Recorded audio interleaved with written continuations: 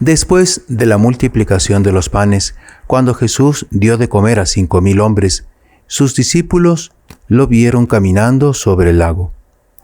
Al día siguiente, la multitud que estaba en la otra orilla del lago se dio cuenta de que allí no había más que una sola barca y de que Jesús no se había embarcado con sus discípulos, sino que éstos habían partido solos. En eso, llegaron otras barcas desde Tiberíades al lugar donde la multitud había comido el pan. Cuando la gente vio que ni Jesús ni sus discípulos estaban allí, se embarcaron y fueron a Cafarnaúm para buscar a Jesús. Al encontrarlo en la otra orilla del lago, le preguntaron: «Maestro, ¿cuándo llegaste acá?». Jesús les contestó: «Yo les aseguro que ustedes no me andan buscando por haber visto señales milagrosas, sino por haber comido de aquellos panes hasta saciarse. No trabajen por ese alimento que se acaba, sino por el alimento que dura para la vida eterna y que les dará el Hijo del Hombre, porque a éste el Padre Dios lo ha marcado con su sello». Ellos le dijeron: «¿Qué necesitamos para llevar a cabo las obras de Dios?». Respondió Jesús: «Las obras de Dios consiste en que crean en aquel a quien Él ha enviado». Palabra del Señor. Gloria a ti, Señor Jesús. Vean qué impresionante esta primera lectura, ¿no?, de los Hechos de los Apóstoles, que continuamos leyendo en este tiempo de Pascua. Esa iglesia asumida por el Espíritu Santo, llena de fuego, de fervor, de ánimo. Y Esteban, diácono, él venía de la cultura griega y por tanto predicaba sobre todo entre aquellos judíos que habían sido llamados libertos, ¿no? ¿Por qué? Porque habían sido esclavizados, llevados en cautiverio a lugares distantes de Jerusalén, en fin, de la Tierra Santa, y con sus artimañas habían comprado su libertad. Pero eran judíos que, así como los saduceos, ¿no?, que era una secta dentro de los judíos, se habían acomodado a la vida entre los paganos. Entonces, muchas normas que Moisés les había dado, o mismo los mandamientos, eran cumplidos por ellos de manera relajada. Y San Esteban, un hombre lleno de Dios, lleno de gracia y de poder. ¿Qué poder? El poder justamente que viene de Dios, de la gracia, ¿no?, que es una participación creada en la vida increada de Dios. Realizaba grandes señales y prodigios entre la gente. Y ellos no podían refutar la sabiduría inspirada con que hablaba. Entonces, él los llamaba a la conversión, los llamaba a seguir a nuestro Señor Jesucristo. Y ellos, en vez de aceptar un cambio de vida, una doctrina que era la más beneficiosa, la más bondadosa posible, claro, llevaba como consecuencia cambiar de vida. Ellos no quieren. Y entonces vean cómo actúan los malos. Ellos toman testigos falsos y levantan una falsa acusación contra el inocente. Siempre el mal actúa de esa manera. Vamos a levantar acusaciones falsas y vamos a condenar al inocente. Y eran personas en principio religiosas, iban a la sinagoga, pero tienen esa actitud satánica. Pero entre tanto, San Esteban no vuelve atrás. Lo llevan ante el Sanedrín, que era el consejo de los ancianos, de los sacerdotes, que dirimían las cuestiones religiosas. En caso de blasfemia, no podían los judíos ejecutar a las personas. Entonces, por eso levantan una acusación de blasfemia. Los miembros del Sanedrín miraron a Esteban y su rostro les pareció tan imponente como el de un ángel. Entonces ellos vieron un reflejo de Dios, de la santidad, de la pureza de San Esteban. San Esteban es conocido como el protomártir, fue el primer mártir cristiano.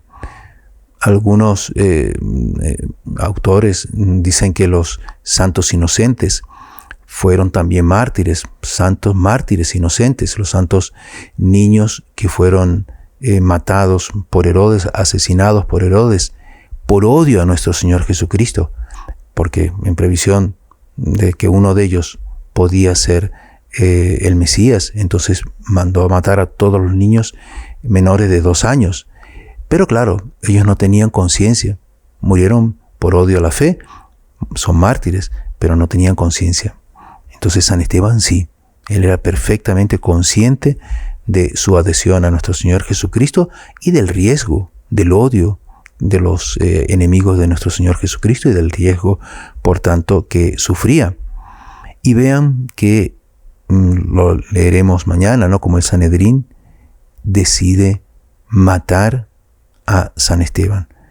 Otra incoherencia, ¿no?, del mal. Ellos ven que sus obras son buenas, ven que su rostro es como el de un ángel y entre tanto lo matan.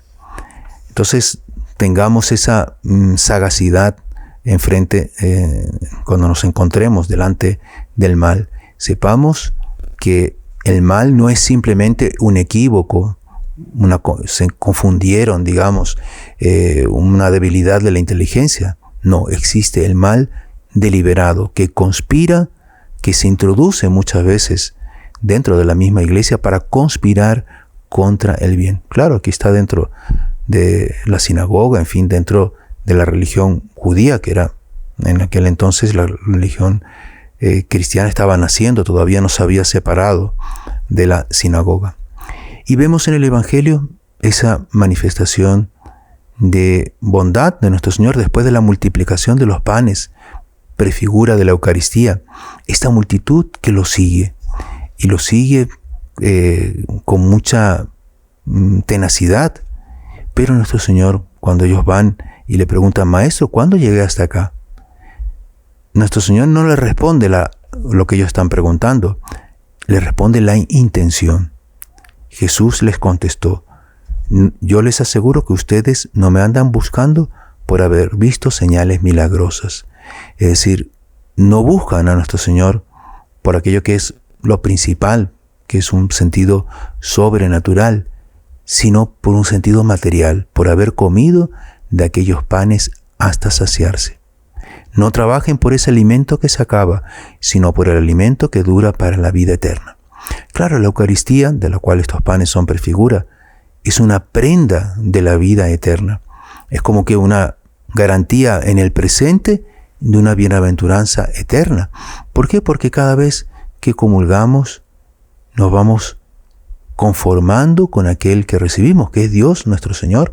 Vamos preparando nuestra alma para ese encuentro que tendremos cuando nuestra alma se desprenda de nuestro cuerpo.